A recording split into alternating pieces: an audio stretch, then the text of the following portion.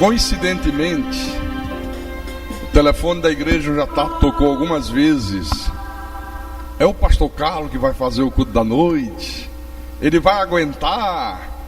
E pelo que eu estou percebendo aqui, a falta de muitos irmãos, será que alguns não pensaram assim? Acho que hoje eu vou dar fazer um feriadozinho. O pastor estava com febre, garganta ruim, e ele observa tudo. Ele hoje não vai estar lá, não vai observar. Aí eis que de repente surge ele no altar. E aí o sujeito foi pego de calça curta, né? Que coisa, né? Tem gente que teme mais o pastor do que Deus.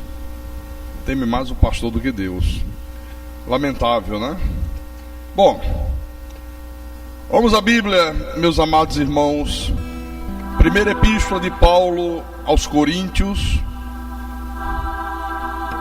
capítulo 1, versículo 2. E esta é a quarta mensagem sobre o tema a Igreja de Deus. A Igreja de Deus.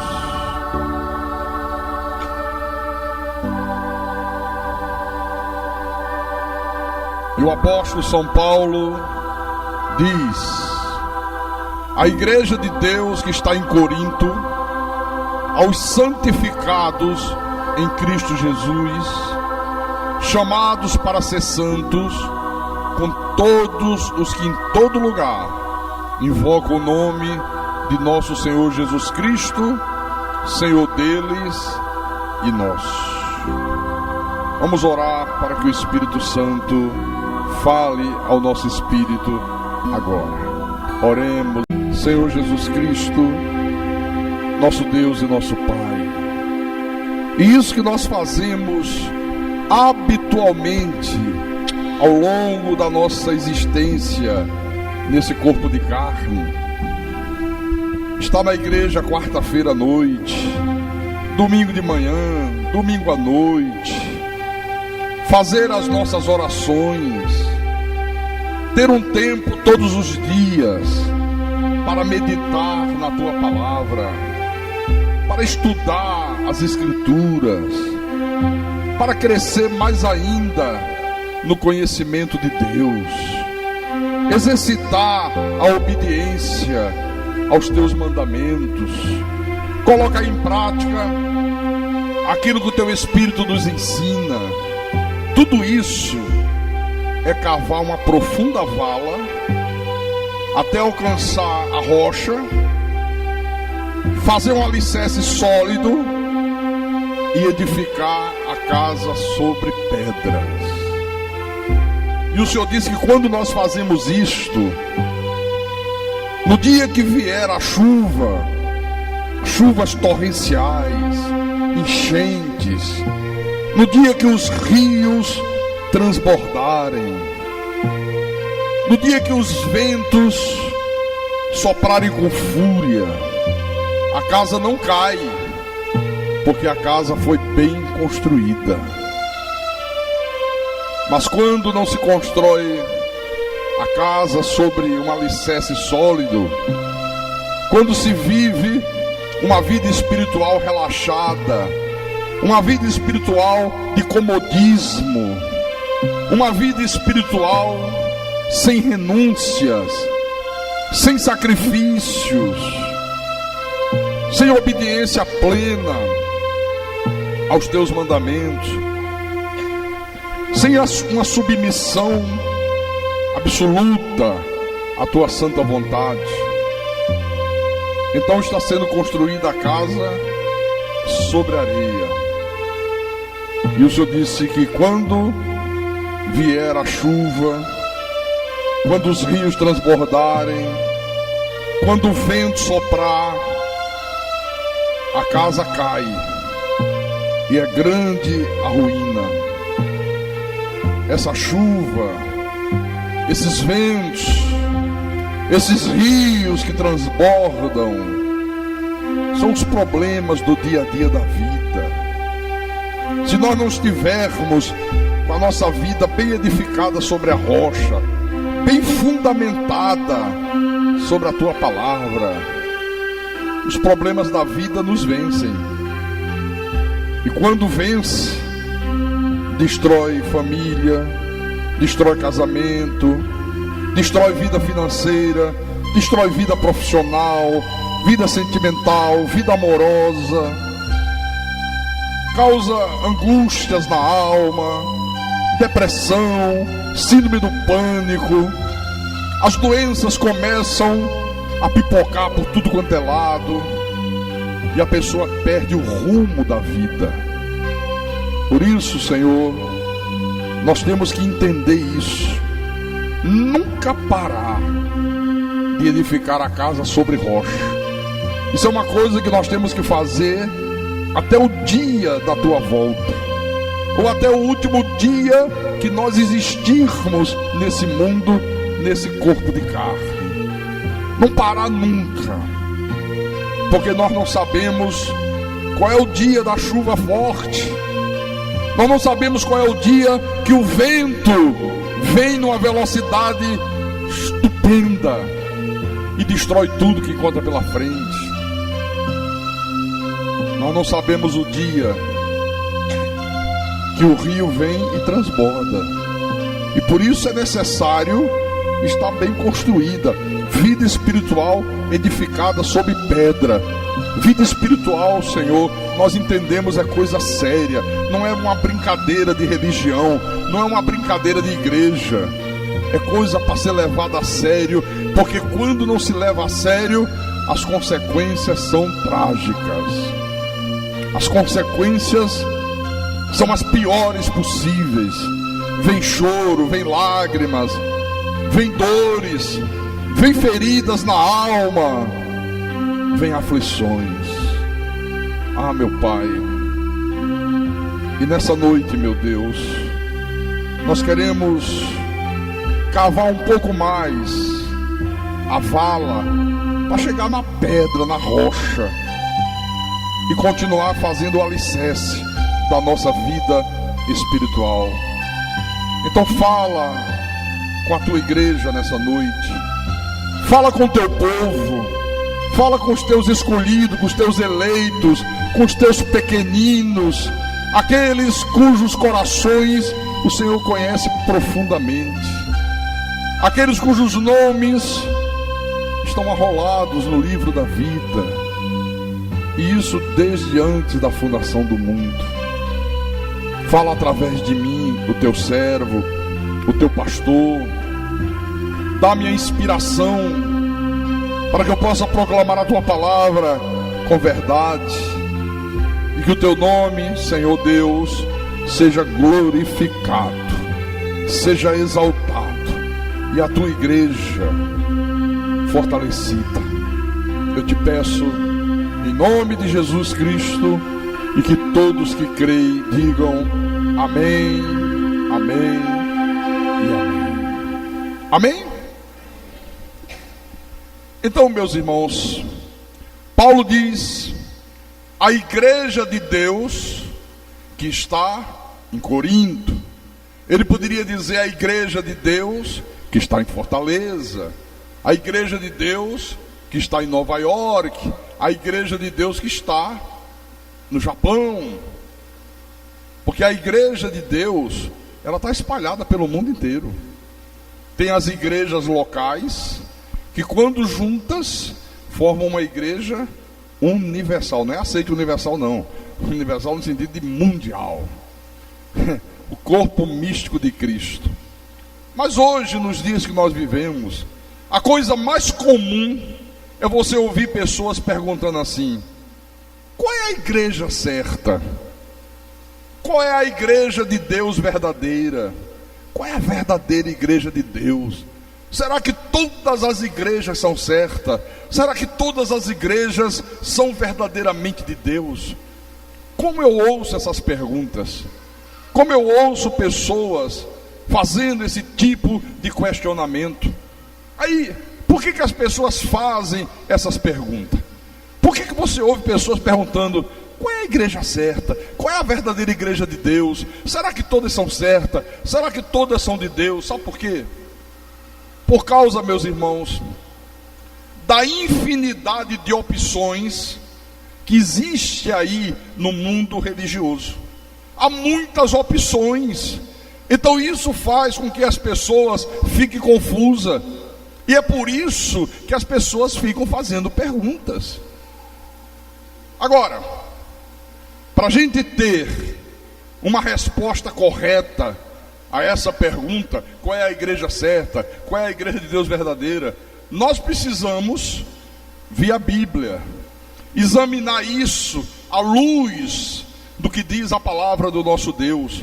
No culto de hoje de manhã, nós vimos aqui na igreja sobre a igreja de Antioquia. A igreja de Antioquia é apresentada como modelo do que acontece quando a palavra de Deus é pregada sem misturas. Quando o evangelho é pregado na sua pureza, aí ela mostra o que acontece. Vamos recordar um pouquinho. Atos dos Apóstolos, capítulo 11.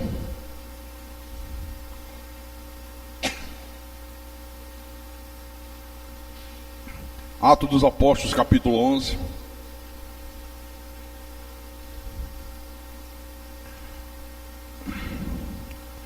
Versículo 19 em diante.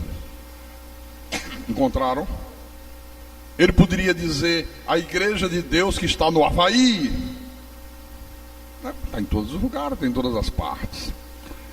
Então, versículo 19. Então, os que foram dispersos por causa da tribulação que sobreveio a Estevão, se espalharam até a Fenícia, Chipre e Antioquia, não anunciando a ninguém a palavra, senão somente aos judeus. Alguns deles, porém, que eram de Chipre e de Cirene, e que foram até Antioquia, falavam também aos gregos, anunciando-lhes o evangelho do Senhor Jesus. Eles anunciaram o evangelho do Senhor Jesus. O versículo 21 diz: a mão do Senhor estava com eles, e muitos crendo se converteram ao Senhor. A notícia a respeito deles chegou aos ouvidos da igreja que estava em Jerusalém. Quando a Bíblia fala de igreja, a Bíblia está falando de pessoas, não está falando de um prédio, né, de um edifício. Um edifício não ouve, não tem ouvidos. Então, a notícia da conversão deles chegou à igreja que estava em Jerusalém. E enviaram Barnabé até Antioquia. Tendo ele chegado e vendo a graça de Deus, alegrou-se e exortava a todos a que com firmeza de coração permanecessem no Senhor, porque era homem bom, cheio do Espírito Santo e de fé. Quando a Bíblia fala cheio do Espírito Santo, ela está dizendo um homem dirigido pelo Espírito, um homem que não era dirigido pela sua carne, não era dirigido pela sua lógica, era um homem que era dirigido pelo Espírito de Deus. Como é bom ter homens que sejam dirigidos pelo Espírito Santo. E muita gente se uniu ao Senhor, e partiu Barnabé para Tarso à procura de Saulo. Tendo-o encontrado, levou-o para Antioquia, e por todo um ano se reuniram naquela igreja e ensinaram numerosa multidão. Em Antioquia foram os discípulos pela primeira vez chamados cristãos. Olha que coisa interessante. Depois que Estevão foi morto apedrejado, alguns discípulos saíram de Jerusalém. A perseguição se tornou muito forte, muito violenta. Começou essa perseguição quando mataram Estevão a pedradas, e alguns deles foram para Antioquia. Agora, quando eles chegaram em Antioquia, o que é que esses discípulos fizeram? Pregaram o evangelho do Senhor Jesus. Preste atenção nisso aqui. Agora, a partir desse fato, o que aconteceu? Chegaram em Antioquia e anunciaram o evangelho do Senhor Jesus. O que aconteceu? muitos creram e se converteram ao Senhor. Diga: ao Senhor. A notícia chega à igreja que estava em Jerusalém, aos irmãos que haviam se convertido em Jerusalém, e eles enviam Barnabé para dar um auxílio espiritual a essas pessoas que eram recém-convertidas. E Barnabé é enviado, e Barnabé lá chegando e vendo vidas transformadas, vendo pessoas que verdadeiramente haviam nascido de novo, ele as exorta a permanecerem no Senhor. Permaneçam em Deus, permaneçam no Senhor Jesus. Rodrigo, dá só um pontinho de som para mim.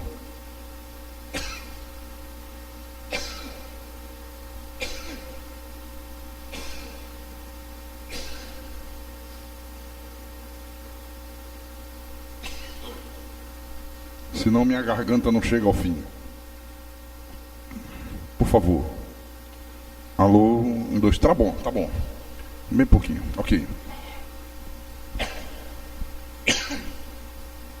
Agora, o que chama a atenção aqui é o seguinte: eles pregaram o evangelho do Senhor, as pessoas se converteram ao Senhor, e as pessoas permaneceram fiéis a quem? Ao Senhor. Então veja, a partir daí, eles se reuniam, formou-se uma congregação de pessoas que ouviram o evangelho do Senhor, creram no evangelho do Senhor, se converteram ao Senhor, e aí estava estabelecido o quê? A igreja de Deus em Antioquia. Vocês estão entendendo isso aqui? Se estabeleceu a igreja de Deus em Antioquia. Agora hoje, e já faz muito tempo que isso acontece, o que é que nós temos visto? As pessoas saem, e elas saem pregando a denominação, saem pregando o pastor, as doutrinas criadas pelos homens. É isso que você mais vê hoje. Se prega a denominação, se prega pastor, o culto à personalidade, se prega as doutrinas que os homens criam. E qual é o resultado que nós temos visto? As pessoas se convertem à igreja, à denominação, as pessoas se convertem ao pastor, as pessoas mantêm uma fidelidade absoluta à denominação. A fidelidade é a denominação. Se você falar alguma coisa, por mais correta que esteja na Bíblia, e for de encontro àquela denominação, o sujeito fica com raiva. Vocês viram o que aconteceu hoje de manhã com aquele grupo? Se sentiram ofendidos. Que vocês devem ter raciocinado assim: espera lá, onde nós estamos prega livre-arbítrio, prega que a salvação se perde, lá se prega que o diabo está fazendo, está acontecendo, e esse cara aí está dizendo que quem prega essas coisas e crê nessas coisas não é a igreja de Deus. O Ricardo estava dizendo, pastor, começou um a olhar para o outro, um catucar o outro. E quando o senhor falou que pastor não pode entrar na política, que igreja não, aí que eles ficam catucaram mais ainda, e aí deve ter dito, sabe uma coisa? Não vamos mais cantar aqui, vamos embora. E já foi tarde. Deviam ter ido mais cedo, para não ocupar tempo, para não preencher banco. Pronto, irmão geral, não devia nem ter vindo. Então, irmãos, a dura realidade é que a lealdade ao Senhor Jesus Cristo foi sendo substituída por uma lealdade à denominação, uma lealdade ao pastor, uma lealdade à doutrina particular de cada denominação, de cada grupo religioso.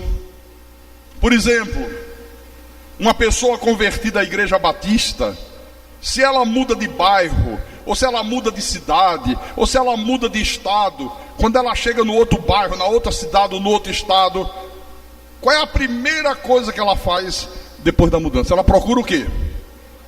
Uma igreja batista. Onde é que tem uma igreja batista? Onde é que tem uma igreja batista? Olha, meu irmão, o cristão é diferente. O cristão que se tornou cristão porque ouviu o evangelho do Senhor, porque creu no evangelho do Senhor, porque permanece fiel ao evangelho do Senhor, ele procura onde é que se prega o evangelho da graça de Deus. Se você amanhã mudar daqui,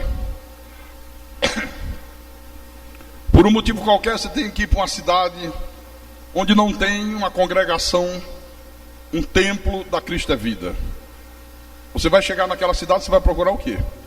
Olha, você vai perguntar logo para mim: pastor, meu trabalho me transferiu, eu estou indo para uma cidade que, não sei qual cidade.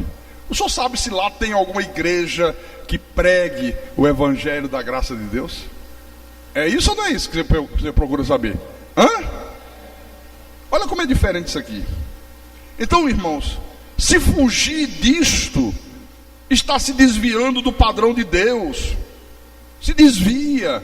E quando as pessoas se desviam do padrão de Deus, isso sempre aconteceu desde o tempo do Velho Testamento e até os dias de hoje. Deus, ele vai enviando os seus profetas para conclamar o seu povo de volta ao padrão dele. E se a pessoa é de Deus, meu irmão, na hora que ela ouve o profeta de Deus falar, ela entende que está fora do padrão de Deus, ela diz: opa, deixa eu voltar para o padrão de Deus, em nome de Jesus. Se ela não é de Deus, ela se sente ofendida com a verdade. A verdade irrita, a verdade incomoda, porque ela se converteu à igreja, ela se converteu à denominação. Deixa eu mostrar para você Deus fazendo isso desde o tempo do Velho Testamento. Vamos começar vendo no livro do profeta Jeremias, capítulo 3. Jeremias capítulo 3, versículo 12 em diante. Ok? Livro do profeta Jeremias, capítulo 12 em diante. Vou ler. Vai, pois, e apregoa estas palavras para o lado do norte e dize: volta, ó pérfida Israel, diz o Senhor, e não farei cair a minha ira sobre ti, porque eu sou compassivo, diz o Senhor, e não manterei para sempre a minha ira.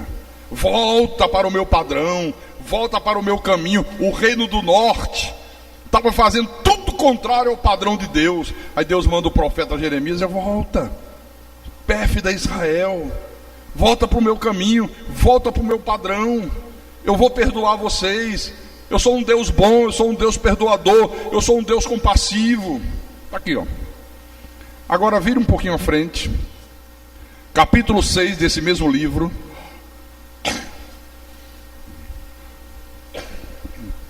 versículo 16.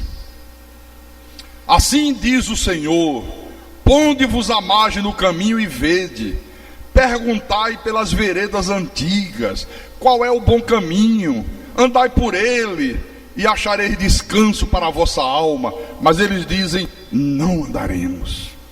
Olha que coisa impressionante isso aqui.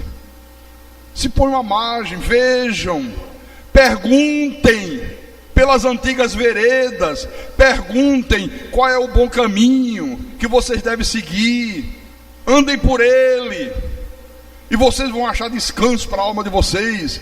O povo de Deus não tem descanso. Quando você está fora do padrão de Deus, você não tem descanso, você não tem paz, porque um diz que o demônio vai pegar, o outro diz que salvação vai se perder, o outro diz que o nome vai ser apagado do livro da vida, o outro diz que você um dia está nas mãos de Jesus, na outra está nas mãos do diabo. Ninguém tem paz. Ninguém tem paz. Capítulo 35, nesse mesmo livro de Jeremias, tá?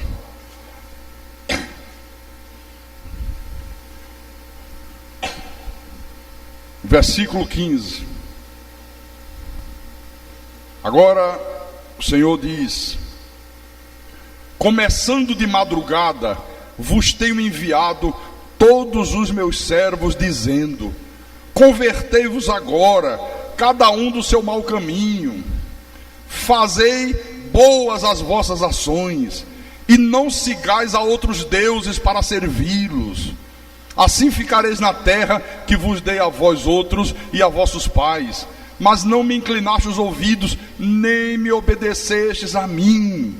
Olha, Deus conclamando através dos seus servos: não sirva a outros deuses, não ande em caminhos estranhos, não frequente lugares que dizem que é de Deus e que é do diabo, que ensinam um falso evangelho, que ensinam falsas doutrinas, que escravizam as pessoas com doutrinas humanas. Deus está abrangendo tudo aqui. Uma conclamação de Deus. Em Ezequiel, capítulo 14, é o próximo livro. Ezequiel capítulo 14, versículo 6.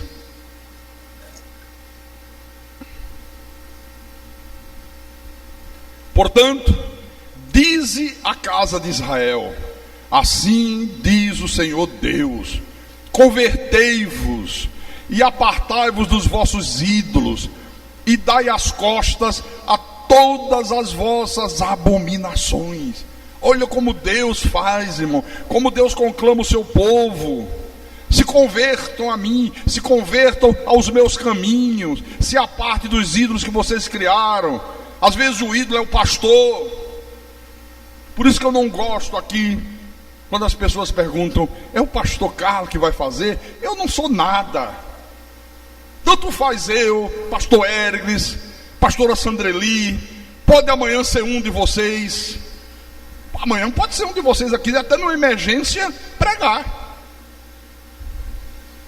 Não tem problema nenhum. Não importa o mensageiro. O que importa é a mensagem. Quando começa a se dar muita importância ao mensageiro, está se criando um ídolo, está se criando uma idolatria perversa. Então não está dentro do padrão de Deus. Então você está vendo, já foi assim no passado e continua sendo assim nos dias de hoje. Deus chamando o seu povo de volta para a sua igreja. Então, se a pessoa está fora do padrão estabelecido por Deus, se ela não está enquadrada dentro do que Deus está determinando, Deus está conclamando aquela pessoa a voltar para o padrão da Bíblia, para o padrão dele.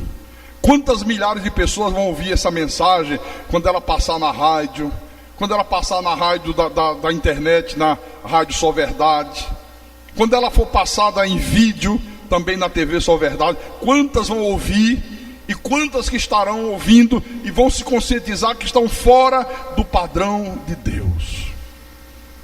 Agora você diz assim: pastor Carlos Magno, eu queria que o senhor me desse uma prova concreta, eu queria que o senhor me mostre o porquê, pastor, dessa verdadeira torre de Babel que é o mundo religioso hoje, onde cada um fala uma língua diferente, cada um tem uma mensagem diferente do outro. Parece até que são várias Bíblias. Não parece que a Bíblia é a mesma, porque o cara pega a mesma Bíblia, inventa uma história, o outro pega ali, inventa outra história, o outro inventa corrente, o outro inventa culto para quebrar maldições, o outro inventa fogueira santa, o outro inventa procissão, romaria, o diabo a quatro. Por que, pastor? Me mostre, por favor, na Bíblia. Bom, deixa eu falar uma coisa para você. Abra aí Lucas, por favor. Lucas capítulo 8. Lucas 8.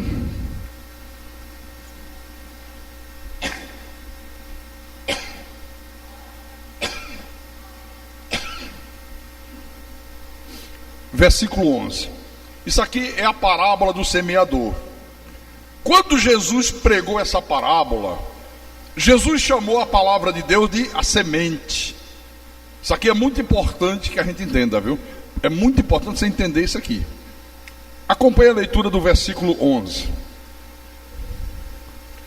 Jesus disse: este é o sentido da parábola.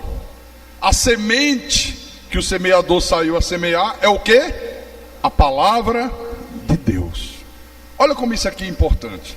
Preste atenção.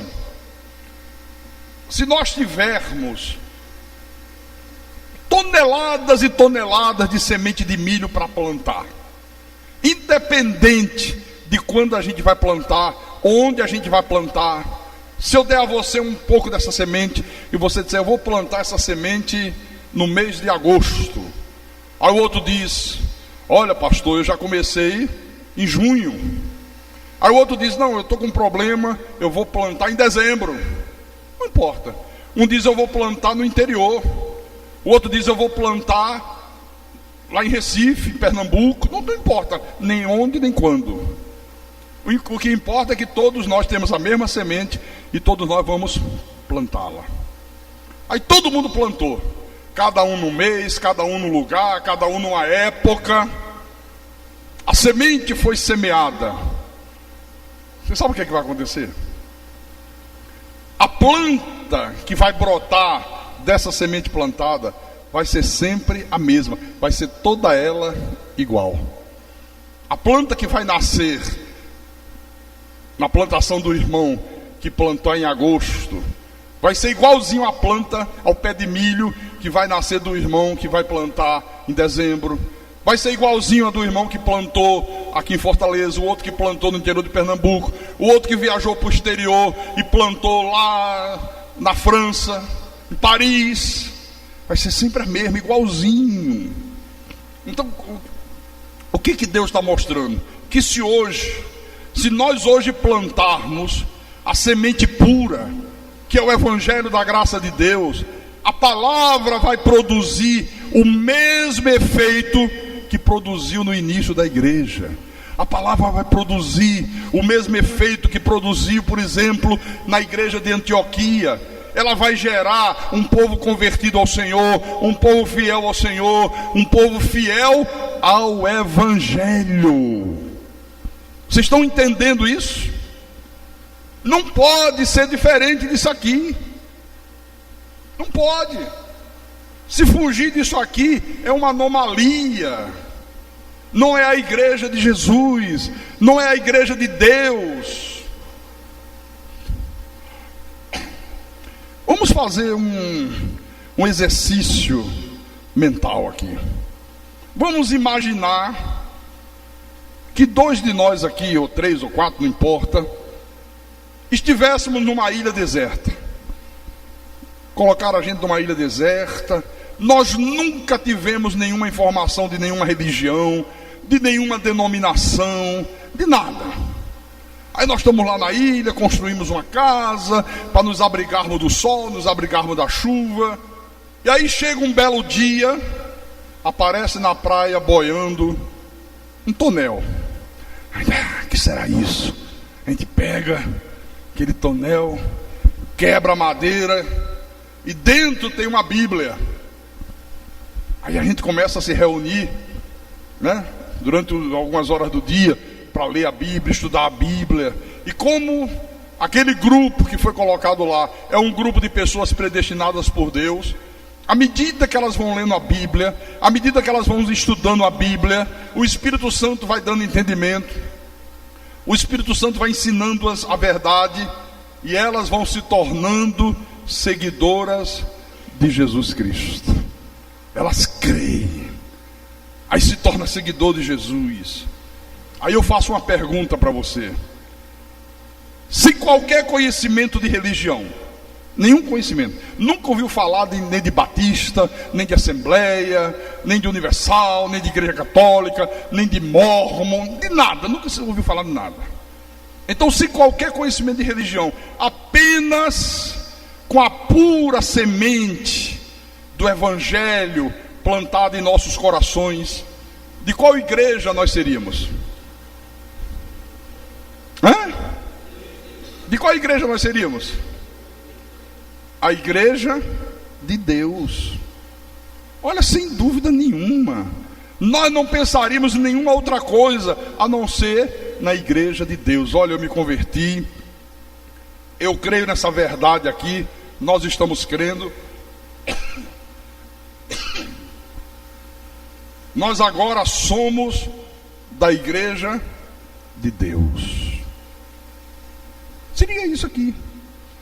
Por isso, irmãos, que em nossos dias a lealdade às denominações ocupou o lugar, tomou o lugar da lealdade ao Senhor Jesus. Por quê, pastor?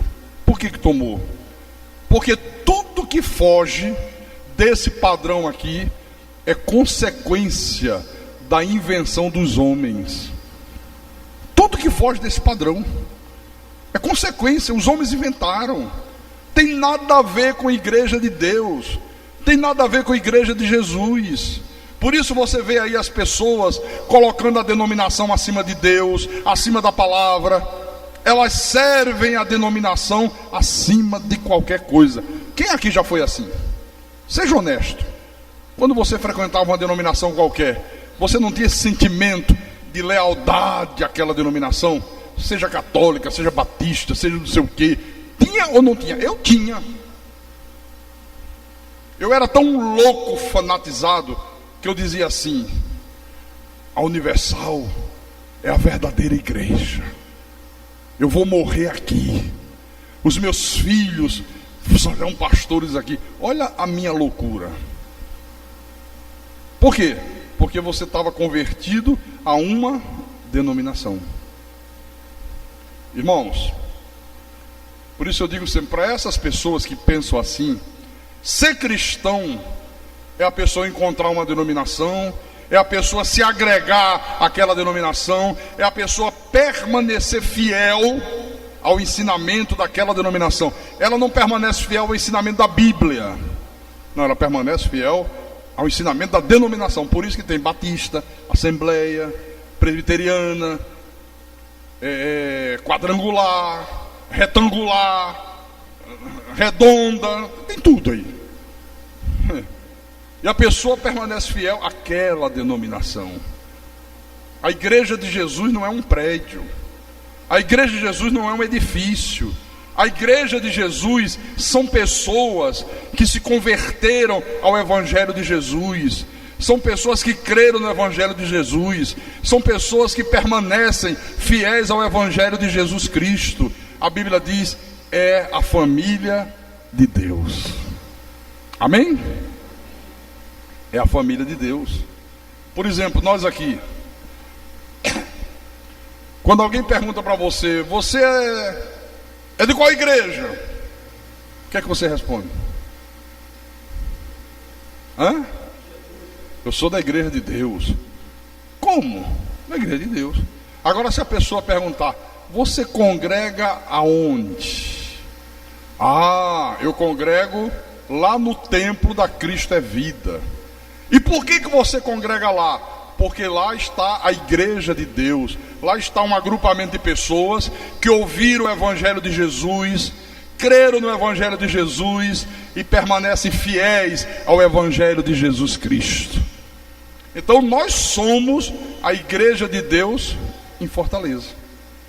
Não é que somos a única, pode ter outra. Não é que somos a única de maneira nenhuma. E nós nos reunimos no templo chamado Cristo é Vida, porque a lei do país exige que todo local de culto tenha uma existência jurídica, seja uma pessoa jurídica, tem que ter documento, tem que ter CNPJ, tem que ter uma existência jurídica. Mas nós não somos Cristo é Vida, nós somos cristãos. Diga, nós somos cristãos. Fala para o irmão do lado, você é cristão. Você é cristão. Agora, por outro lado, não pode cometer a estupidez que muitos cometem, de por causa dessa balbúrdia que existe no mundo religioso, o cara tentar ser um cristão sozinho. Não, eu não vou fazer parte de nenhum grupo, eu não vou me reunir a ninguém, a minha igreja sou eu mesmo em casa, eu não preciso ir a um templo. Não pode fazer isso. De maneira nenhuma pode fazer isso. Porque se a pessoa fizer isso, ela está ignorando todas as determinações do Senhor Jesus em quase todos os livros do Novo Testamento. A igreja tem que se reunir. A igreja de Deus está reunida, estamos reunidos aqui agora. Não pode ficar isolado. Não pode querer ser igreja sozinho. Agora, se eu como cristão não posso participar, muito menos encorajar qualquer tipo de prática, qualquer tipo de ensinamento que esteja fora do padrão de Deus, eu também não posso fazer parte de nenhum grupo religioso, de nenhuma denominação que não seja absolutamente fiel à palavra de Deus. Essa é outra verdade. Abre Efésios. Efésios capítulo 5, versículo 11. Veja o que diz: e não sejais cúmplice nas obras infrutíferas das trevas, antes, porém, reprovai-as. Olha, Deus está dizendo, não seja cúmplice daquilo que é errado, não seja cúmplice nas obras infrutíferas das trevas, é do diabo. Antes, reprove aquilo. Hoje a coisa mais difícil é você encontrar uma pessoa que diz que é de Deus e que tem a coragem de reprovar alguma coisa e dizer, isso aí está errado, isso aí não é de Deus, isso não é comportamento de Deus, isso aí não é ensinamento de Deus. Você não vê isso. Você vê uma acomodação. Não, é que cada um faz de um modo. Aí vem com esse papo furado, Deus usa cada um da maneira que quer usar. Deus usa um lá jogando enxofre quente nos ouvidos, Deus usa o outro colocando sal grosso na orelha, Deus usa o outro mandando o capeta sair. Que história é essa? Onde é que está isso aqui na Bíblia? Não está? Segundo aos Coríntios, capítulo 6, versículo 14. Agora Deus fala assim: não vos ponhais em julgo desigual com os incrédulos, porquanto que sociedade pode haver entre a justiça e a iniquidade? Nenhuma.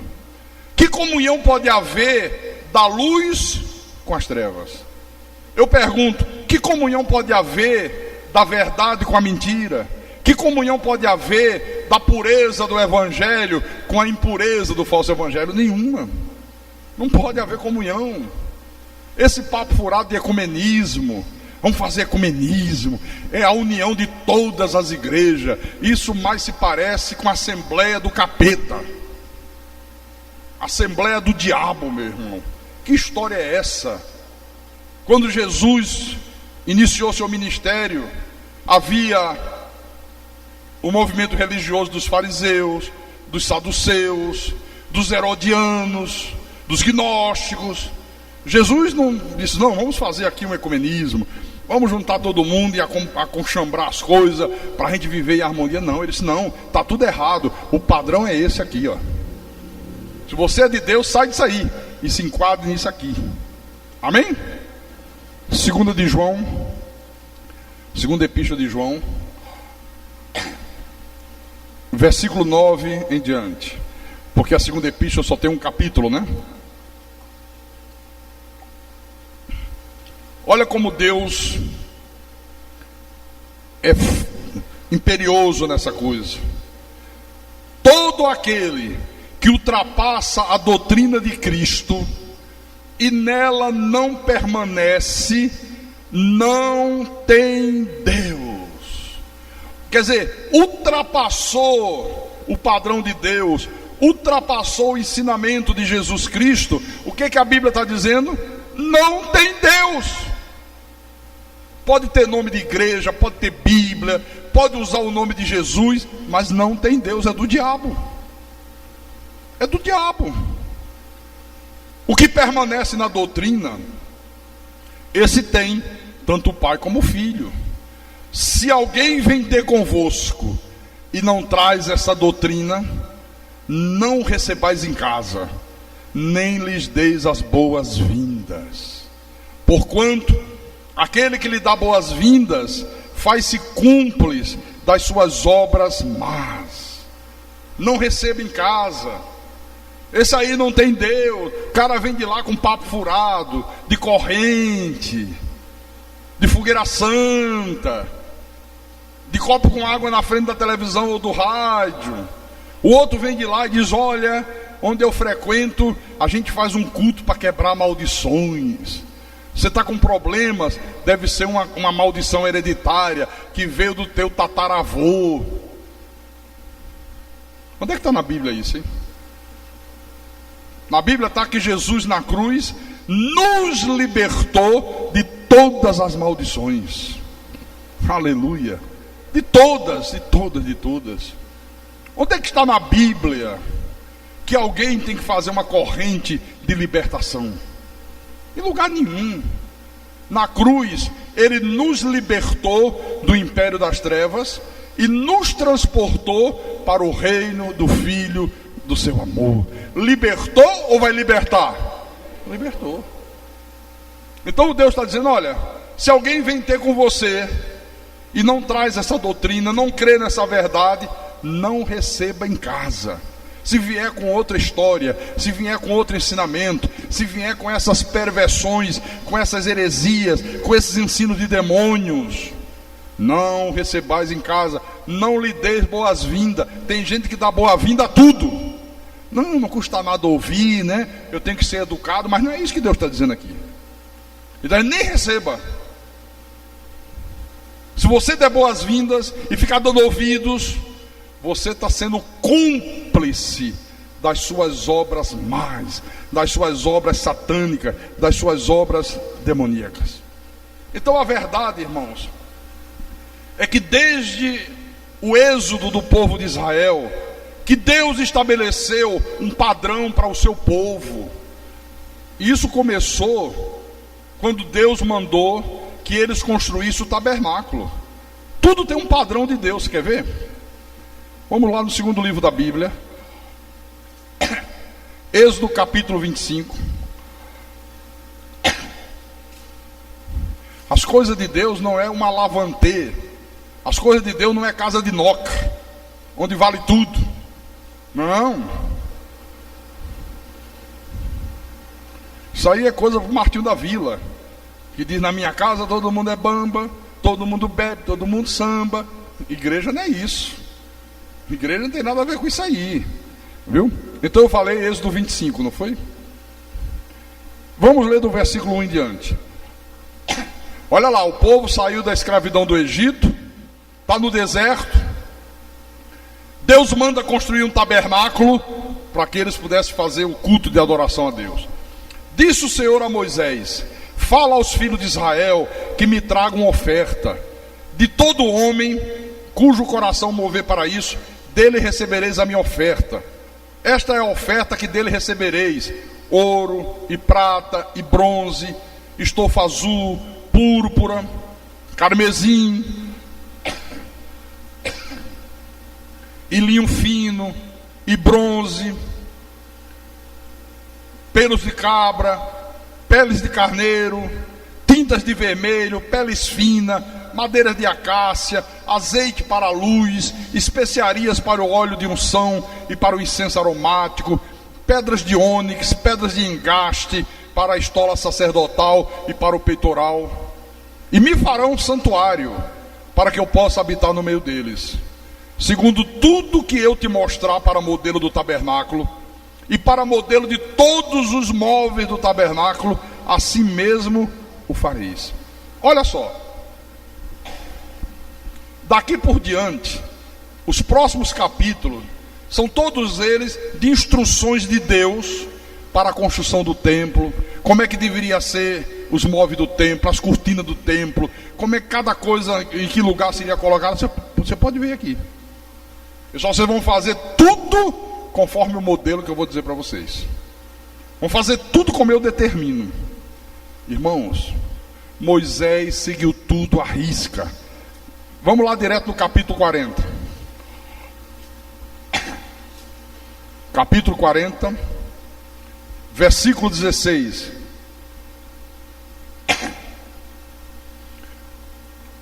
Encontraram?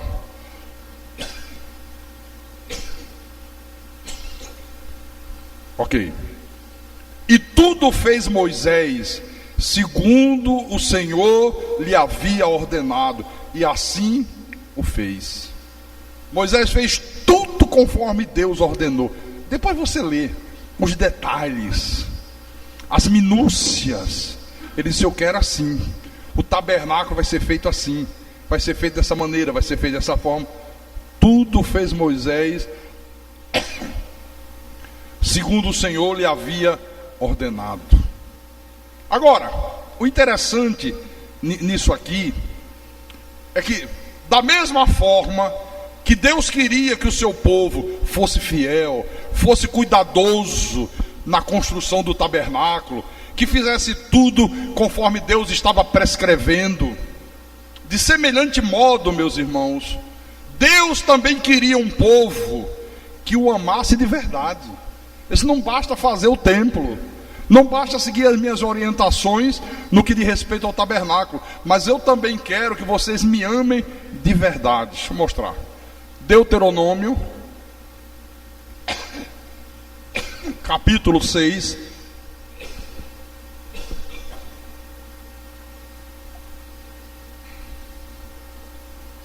Deuteronômio capítulo 6, versículo 4 e 5.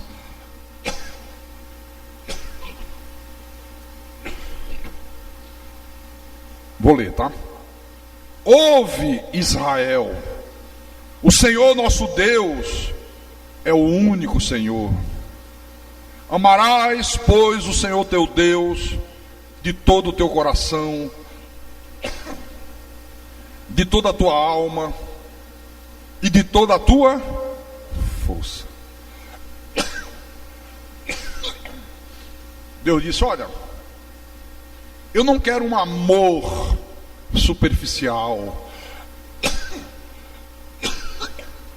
eu não quero um amor só de palavras da boca para fora, eu não quero um amor só cantando um hino, só dizendo eu te amo, Senhor. Não, eu quero que vocês me amem de todo o coração de vocês. Eu serei a coisa mais importante para vocês, mais importante do que teu filho, do que a tua filha, mais importante do que teu pai, do que a tua mãe, mais importante do que o teu trabalho, do que o teu dinheiro, do que o teu automóvel, do que a tua casa, o teu apartamento. Eu quero que você me ame de toda a tua alma, com sentimento, com paixão, de toda a tua força.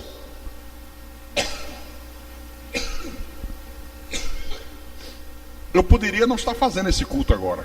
Olha como está a minha garganta. Peguei uma virose braba. Eu só não faria esse culto se eu tivesse com 40 graus de febre. A febre veio 45 gotas de Novalgina. Plect. Baixou. O pastor Hélio já estava preparado para pregar, não foi? Perguntou a mim de manhã: o senhor vai aguentar? Eu digo: só vou saber na hora. Sei lá como é que eu vou estar na hora. Ele foi lá em cima, eu esperando, não consegui nem descansar. Corpo todo moído. Ele: vai fazer? Vou. Mas vim fazer porque eu amo a Deus de todo o meu coração, porque eu sinto prazer em estar aqui. Isso para mim não é uma obrigação, isso é um prazer. Você está entendendo? Isso aqui, ó, é amar o Senhor de todo o teu coração.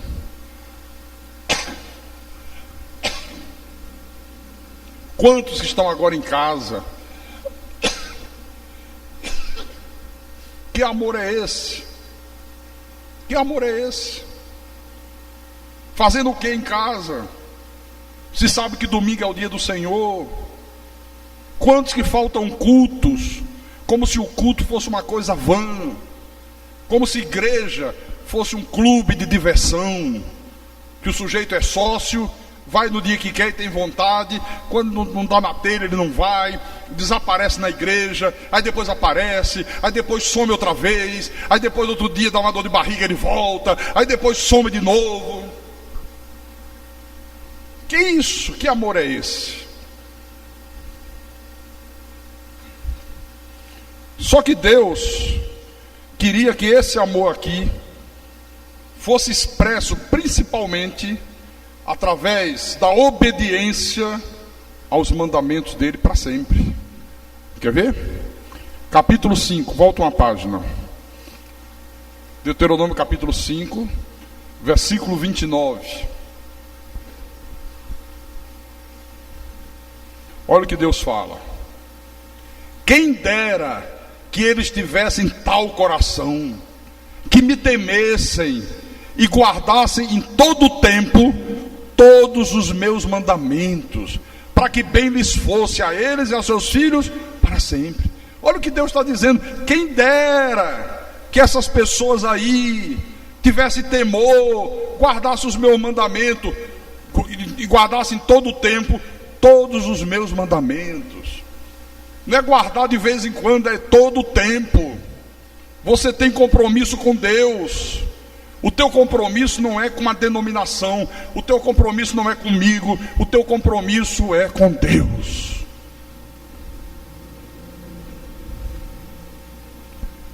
De manhã, quando aquele grupo saiu, que o rapaz veio aqui em cima e chegou no meu ouvido: pastor, o senhor não leva mal não, mas meio-dia é ensaio nosso, o pastor ligou, ainda mente. Eu fiz assim, o senhor estava cantando ali. Ainda bem que ele estava cantando, eu não ia interromper, deu tempo dele descer. Sabe o que eu ia falar? Eu ia dizer: peraí. O pastor de vocês ligou que tem ensaio agora meio-dia. Vocês vieram para louvar a Deus? Eles iam dizer que sim.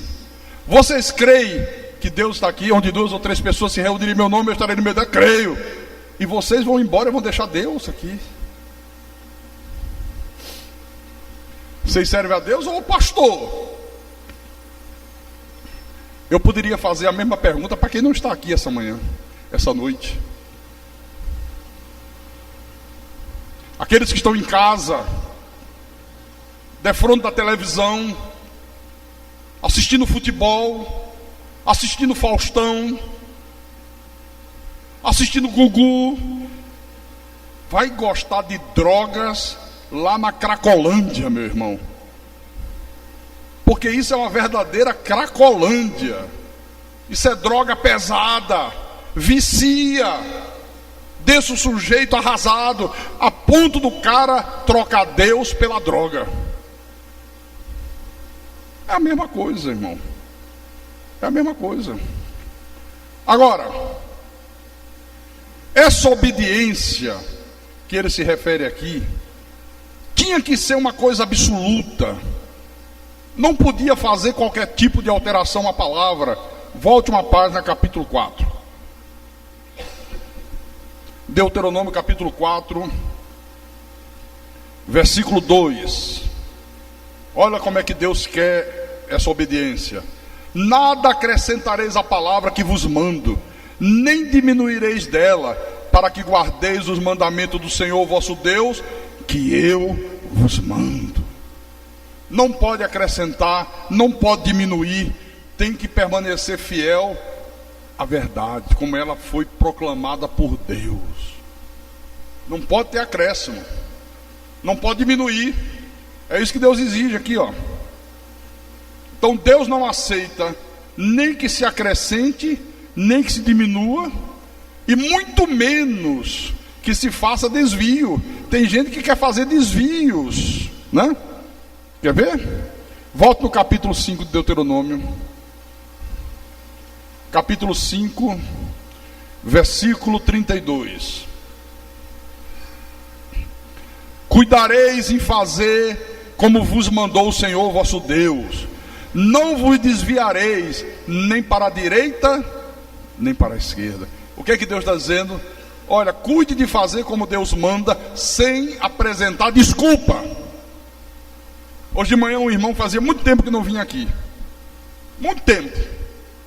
Mas eu mandei telefonar para ele ontem, pedi para ele vir, porque eu quero que ele faça um trabalho, umas grades, porque entrou ladrão ontem aqui na igreja.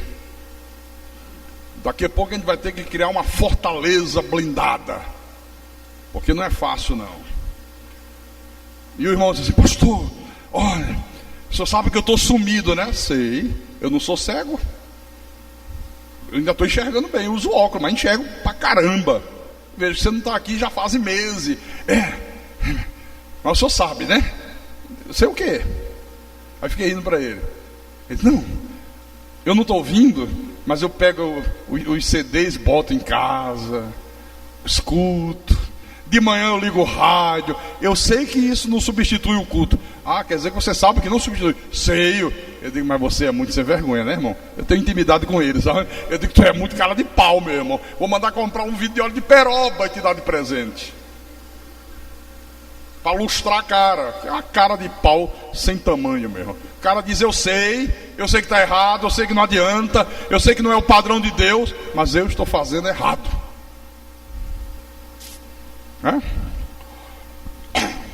Então Deus não aceita desculpa. Não, eu não venho por isso. Não, eu não venho por aquilo. Não, eu não perdoo porque o que ele fez comigo é muito grave. E onde é que está na Bíblia para perdoar só o que não é grave? Toda ofensa é grave. Mas já ouviu esse papozinho? Não, mas comigo foi diferente. Ah, é? Não, eu não estou ouvindo por causa disso, por causa daquilo. Não te desvie, nem para a direita, nem para a esquerda. Faça tudo como eu mando. Me obedeça. Deixe de ser cara de pau. É isso que Deus está falando aqui. Então Deus, Ele exigia obediência a tudo aquilo que Ele determinava. Ele exigia uma pureza moral. Deus exigia justiça. Deus exigia uma adoração sincera. E olha, quando alguém não levava isso a sério, olha, a punição de Deus era severíssima. Olha o que eu vou mostrar para você. Volte no livro de Números, é o livro anterior. Números capítulo 15. Números capítulo 15, versículo 32 em diante. Isso aí é para quem brinca com Deus. Isso aí é para quem não leva a sério as determinações de Deus. Isso aí é para quem acha que Deus é um Deus bonachão, maravilhoso. Não, Deus é amor, Deus me entende. Vai nessa que você vai ver. Olha só, vou ler. Estando, pois, os filhos de Israel no deserto, acharam um homem apanhando lenha no dia de sábado, no dia de descanso, no Shabaton. Encontraram um cara trabalhando. Mas você não sabe que domingo é o dia do Senhor? Sei. E por que você não veio? Não, porque aí começa as desculpas, né? Encontraram um cara apanhando lenha. Os que o acharam apanhando a lenha o trouxeram a Moisés e Arão e a toda a congregação. Meteram-no em guarda, porquanto ainda não estava declarado o que se devia fazer com ele. Guarda ele, prende aí, vamos ver o que é que tem que fazer com esse cara. Então disse o Senhor a Moisés: tal homem será morto. Quem é que disse isso a Moisés? Deus. Moisés, tal homem será morto. Toda a congregação apedrejará fora do arraial. Leva para fora dos limites do arraial, das tendas. E lá fora todo mundo apedreja o sujeito até ele morrer, porque está brincando com Deus, e com Deus não se brinca, de Deus não se zomba. Levou, pois, toda a congregação para fora do arraial, e Moisés disse: olha, o Senhor disse para apedrejar, para matar, mas vocês sabem que Deus é amor. Deus falou isso para testar a gente, para ver se a gente ama de verdade. Não vamos fazer isso com o pobrezinho coitado. O que tem de mais apanhar uma lenhazinha dia de sábado? O que tem de mais de domingo não vir à igreja? O que tem de mais no culto de meio de semana o cara falta por nenhum motivo justo? Deus é amor. Não. Toda a congregação foi para fora do arraial, levou o cara e o apedrejaram. E ele morreu, como o Senhor ordenara a Moisés. Pastor, mas aí era na lei, pastorzão. Isso era no tempo da lei. Nós estamos vivendo na dispensação da graça. Hoje é diferente. Eu quero terminar mostrando o que é diferente hoje para você. Abra em Hebreus capítulo 10.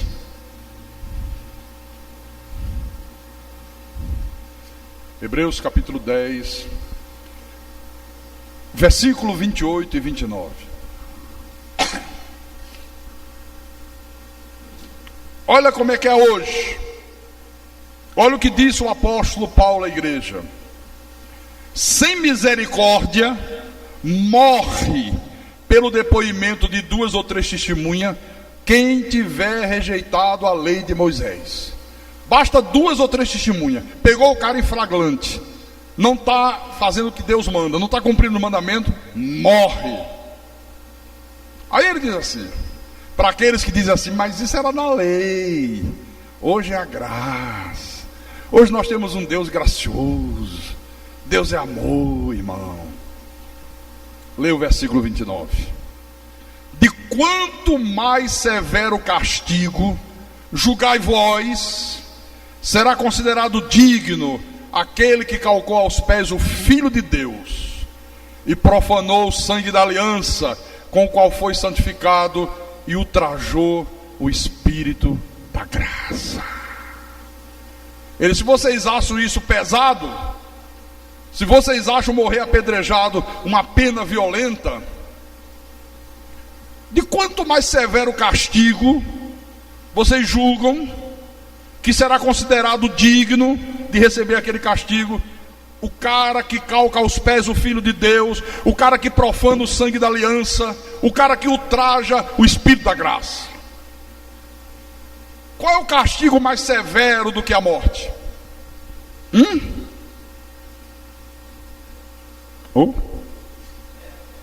Não, nem inferno não, irmão. Não, Filho de Deus não vai para isso. Está falando com a igreja aqui. Não é inferno. Você vai entender. Quer ver uma coisa? Às vezes você vê na televisão, aí passa uma matéria, um tarado estuprador pegou uma criança de 6 anos, estrupou e matou. O que você pensa? Você diz: poxa, matar esse cara é prêmio. O bom é botar esse cara numa penitenciária, numa cela cheia de homem que não vê mulher há 10 anos, e ele vai casar com todos eles. É bom que sofra, porque matar é prêmio. Matou, acabou. Tem que sofrer. O cara pegou o João Hélio, aquela criança do Rio. O garoto ficou preso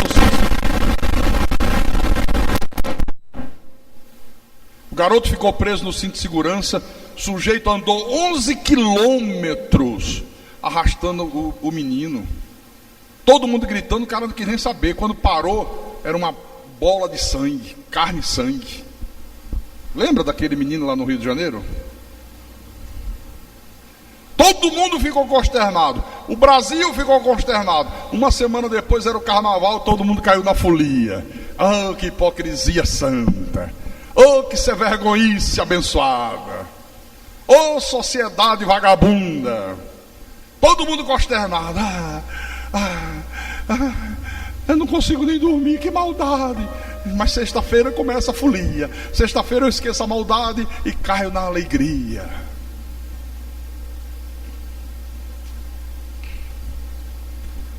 Eu lembro que eu falei na rádio assim: olha, se eu pudesse, a punição que eu daria a esses caras era o seguinte: amarra o pé dele no cinto de segurança e arrasta ele os mesmos 11 quilômetros. E se me chamar para ser o motorista, eu vou. Com todo o prazer do mundo. Vocês estão achando que eu estou falando de brincadeira? Estou falando sério. Pastor, o senhor teria coragem de fazer? Teria, não tenho. Profeta Samuel, Saul poupou a vida do rei Agag. Deus mandou: mata todos os amalequitas, homem, mulher, criança de peito, tudo que eles têm. Aí poupou a vida do rei, o seu velhinho. Deve ter olhado para o rei Agag, um cara dessa idade, cabelinhos brancos. Eu acho que Samuel não sabia o que Rui Barbosa havia dito, que os canalhas também envelhecem. Os filhos do diabo também ficam de cabelos brancos. E teve pena. O profeta Samuel não, Saul. Traz Agag. Agag disse: quem está me chamando? Profeta Samuel. Já se foi a amargura da morte. Agora é um profeta de Deus. Aí não corro mais risco nenhum. O profeta vai até botar a mão na minha cabeça e orar. Aí chegou dentro do profeta, só escuta assim, cá, seu reizinho vagabundo. Sobe aqui. Assim como a tua espada deixou muitas mulheres sem filhos, você matou muita gente, também sem filho vai ficar tua mãe. E pegou a espada e despedaçou Agag. Vocês já leram isso? Mas hoje tem essa frescura, né? O pastor falou que seria o motorista. Seria não, serei. Manda me chamar para ver. Uns vagabundos daquele lá fizeram isso. É porque não foi com teu filho, é porque não foi com teu neto. Não precisa ser com meu filho nem com meu neto, não. Eu sinto como se tivesse sido. A minha dor, a minha amargura, a minha indignação não é hipócrita. Não é hoje e amanhã vai pular carnaval. Até hoje, quando eu lembro, as lágrimas vêm nos meus olhos, como se faz uma perversidade daquela. Então é isso aqui, ó. O severo castigo, o mais severo castigo que uma pessoa que brinca com Deus hoje é digno de receber, mais severo do que morrer apedrejado, é sofrer em vida. Uma vida de sofrimento, uma vida de tormento, tudo dando errado, tudo virando de ponta cabeça, sabe?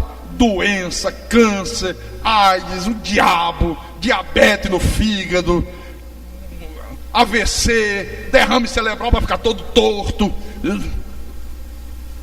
sofrer em cima de uma cama. É isso que ele está dizendo aqui, gente. Por isso que ele faz a pergunta: de qual é o mais severo castigo que vocês acham que uma pessoa é digna? Quando ela calca aos pés o Filho de Deus, quando ela profana o sangue da aliança, quando ela ultraja o Espírito da graça, quando ela se mistura com falsas igrejas, com falsos evangelhos, quando ela brinca com as coisas de Deus, quando ela não leva a sério aquilo que Deus lhe revelou. Que severo castigo é mais grave do que a morte a pedrada? Sofrer em vida. Não vai morrer não, querido.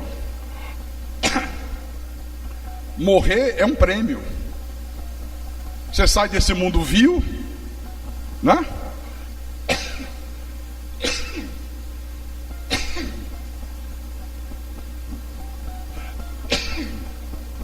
Já entra na glória dos céus.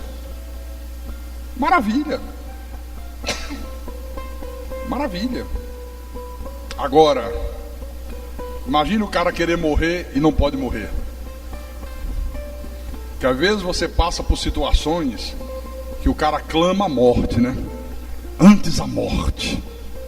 E Deus disse: não, você vai sofrer mais. Você brincou, você profanou o sangue da aliança, você ultrajou o Espírito da graça. Eu te revelei minha palavra, eu te revelei minha verdade. Você calcou aos pés o meu filho, você calcou aos pés Jesus. Isso serve para todos nós. Amém? Quem tem ouvidos, que ouça o que o Espírito falou à igreja nessa noite, em nome de Jesus.